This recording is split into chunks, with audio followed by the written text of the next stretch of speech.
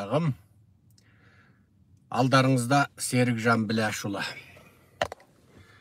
Орта Азияға талас, Қазақстанға талас, Қытай мен Орыстың Қазақстанға таласы туралы ақпараттық шолуымызды бастаймыз. Ендеше бізбен бірге болыңыздар.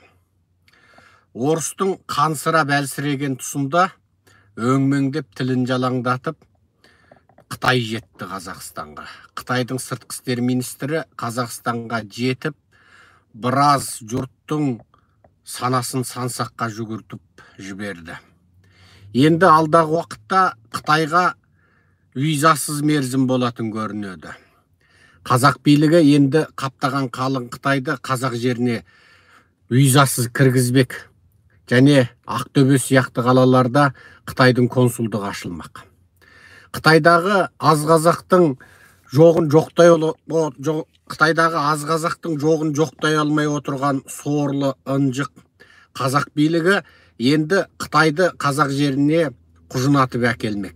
Онсыз да қазақ жеріндегі қоғамдық жағдайдың барынша ушыққан, барынша нашарлаған мына тұсында, кедейшілік жайлаған тұста қазақтың жігіттеріне көлігі барына кірекештік, көлік жоғына күзетшілік, ал әйелдерге еден жуудан басқа ешқандай жұмыстың реті болмай тұрған тұста қазақтың қайыршы болып әбден қаусап тұрған сәтінде қалталы Қытайды қазақ жеріне қаптатып, енді сол Қытайға тиетін қазақтың қыздарының санын көбейтпекші.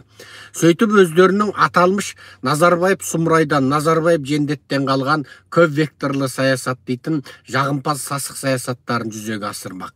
Себебі орыс әбден әлсіреді. Орыстың қаруы мықты болып, қазақ жерінде әскери базаларын құрғаныменен біздің тойымсыз, сатқын, сатымсақ биліктің ақшаға деген тәбетін қанағаттандыратын жалғыз ғана Қытай.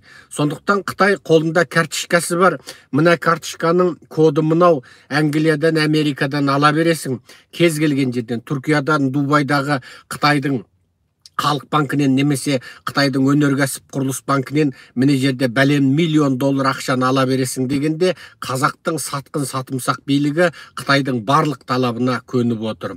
Мынау қаңтарда қанды қырғыннан кейін Орта Азиядан, Қазақстаннан айырылып қалдық ба деп шошып отырған Қытай енді мына соғысты бастап жіберіп, әбден жан-жағына қарауға шамасы жетпей қалған орыстың әлсіреген тұсында қазақияны қалпақпен ұрып қайтадан баспақшы.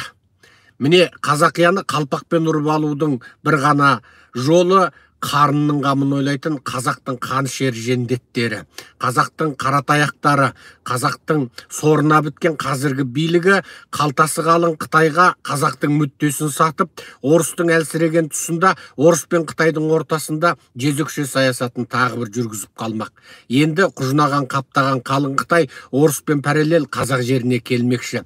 Орта Азияға орыс пен Қытайдың таласы 1800 жылдардың ортасынан басталған болса, енді соның ең бір ушыққан, ең бір шиеленіскен тұсы біздің заманымызда дүниеге келгелі тұр. Қалың елім қазағымның былай тартса арбасынып, былай тартса өгіз өлетін, былай бұрылса арыстанға жем болып, былай бұрылса қасқырға жем болатын тұсы дәл осы кез сияқты. Ал қазақтың ұлтшыл азаматтарына дәл осы кезде ұйымдасып, мынау сұмырай Назарбаевтық жүйенің жалғасы болған Тоқаевтық жүйені тоңқайтқаннан басқа ешқандай шығар жол жоқ. Олар оңды солды кім келсе де қазақтың мүддесін сатып қана, бүгінгі қарынның қамын ғана ойлап күнін өткізбекші. Бүгін мына қазақты ұлттық кеңес деп, бір кеңес дейтін ешқандай нәтижесі жоқ. Құрылғаны 3 жылдан бері ешқандай бір нәтижесі жоқ, бірақ ақшаны судай шашқан бір жүйені құрса, енді құрылтай деп, ұлттық құрылтай деп, Ұлытауды былғап, тағы бір мыламайлап қайтқандары тағы бар. Аңқау қазақты өстіп, арда алдап, берде алдап, жүйкесін тоздырып, жоқшылықтан тентіретіп, әбден қарыннан басқан ойламайтын қара тобырға айналдырып жіберіп, өздері қазақтың барлық байлығын оңды солды шашпақшы. Тайванға соғыс ашамын деп ентелеген Қытай бүкіл Тайванның айналасындағы Жапон, Оңтүстік Корея, Үндістан, тіпті анау алыстағы Австралияға дейін одақтастырып тынды. Енді жуырда Сингапур, Малайзия, Индонезия Индонезия бастаған елдер қайтадан Англия менен 50 жылдың алдындағы одақтарын қайтадан қалпына келтіріп жатыр.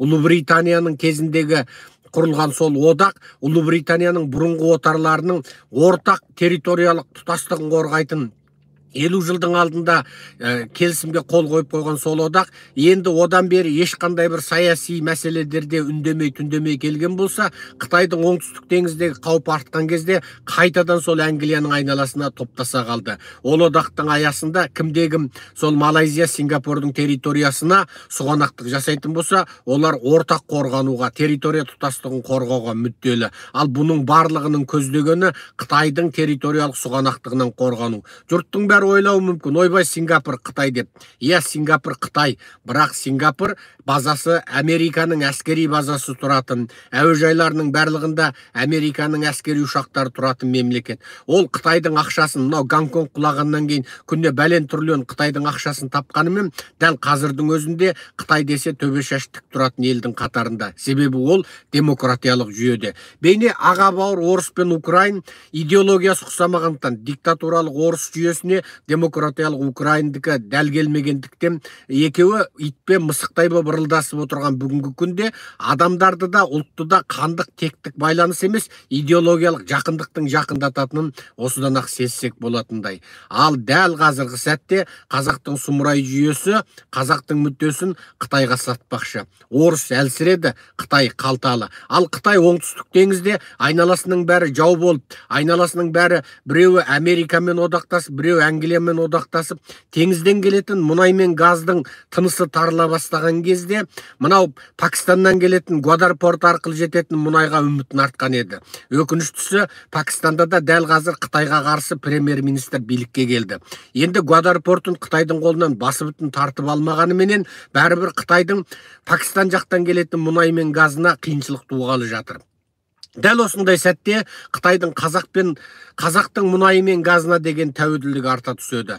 Қазақтың мұнайы мен газы Қытай үшін алғанда ең қауіпсіз, ең арзан, бағасы судан да арзан газ бен мұнай болмақшы. Ал бұл қазақтың мұнай мен газының бір баррелі Қытайға қанша доллардан өтіп жатқанын ешкім білмейді. Орыстың Индияға бір баррельді 20 доллардан сатқандығын есептесек, халықаралық бағада 120 долларға дейін көтерілген тұста, 6-дан бір бағасына орыстың есі шыққан кезде оңды солды Индияның танкерлеріне сатқандығын есептесек, ендеше біздің Сұмырай Назарбаев Қытайға оны 10 долларға да сатып жібергені әбден мүмкін. Бірақ бағаны бір қазақ білмейді. Қытайдан қанша қарыз алды, қандай келісімшарт қол қойды, қандай ата-бабамыздың жерін кепілге қойды, қазақ жерінің астында қайсы кендерді Қытайға кепілге қойып тастады, қанша жерімізді Қытайға сатып жіберді, Қытайдан алған қисапсыз триллиондаған долларды бұл қазақ қанша жүз жылда қайтарады, оған Назарбаев және оның қызы, ұлы күйеу баласы қаншауы қол қойды, бұны ешкім білмейді.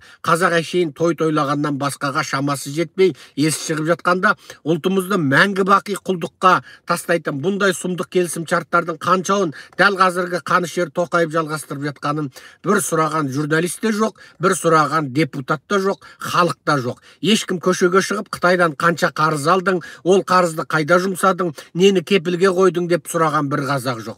Дәл қазір сол Сұмырай Қытай оңтүстік шығыс теңіздегі Қытайдың шығыс теңізі менен оңтүстік шығыс теңізіндегі барлық жағы құрсауға түсіп, тіпті Пакистаннан келетін мұнай газы де қиындық ұшырай бастағанда қазақтың жеріне қайтадан келе бастады. Ал қазақтың мұнайы мен газы қазаққа ешқашан бақыт болған емес. Ең қысқасы мұнай мен газдың үстінде тұрған Жаңаөзеннің халқы ереуілдеткелі жарты жыл болды. Жаңаөзеннің халқы қайыршылықтан әлі құтылған жоқ. Жаңаөзенге барған жұрттың бәрі жылайды. Жаңаөзен деген әсілінде әжетханасына дейін алтыннан жасалатын, байлықтың үстінде шылқып отыратын жер ғой. Бірақ халқы соншама жоқшылықта 60-шы жылы Хрущевтің кезінде салдырылған сол қамыстан салған үйде отырған Жаңаөзеннің халқын көргенде менің өзім еңіреп жылап жібергенім бар еді. Енді сол қазаққа бұйырмайтын қара алтыны менен газы енді Қытайға қайтадан бұйырылғалы тұр. Ал 1 тоннасы 1 вагонын қаншадан береді, судан да арзанға сата ма, Тоқаев біледі. Қазақ әшейін бейшара байқұс, жүнін қырқады екен деп аяғын буып жаса маңырауға шамасы жетпейтін қой сияқты.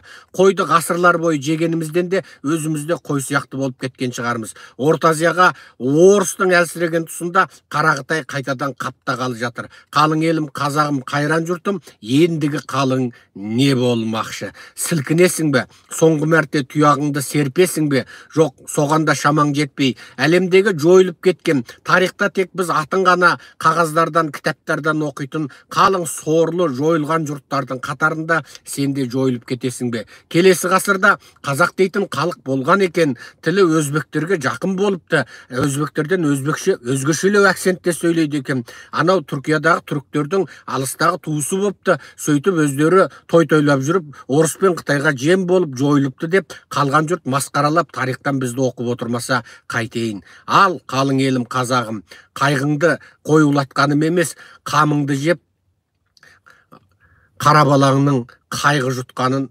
өздеріңіз білерсіздер. Аман бол, айналайын қара орман халқым. Құрметпен, Серікжан Біләшұлы.